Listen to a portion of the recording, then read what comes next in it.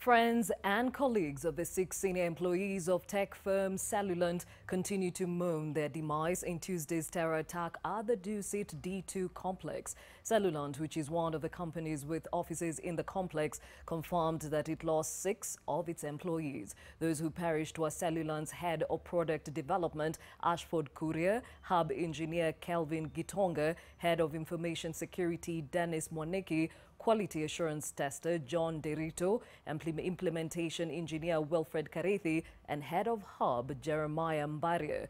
The Dusit D2 has also planned a memorial service for the departed next week, and the Dusit Hotel lost 6 members of staff. They are Dedricks, that is Lemisi, Truffosa Nyaboke, Bernadette Konjalo, Zachary Nyabwanga, Beatrice, Mutua, and Erickson, Mogaka, Momanyi.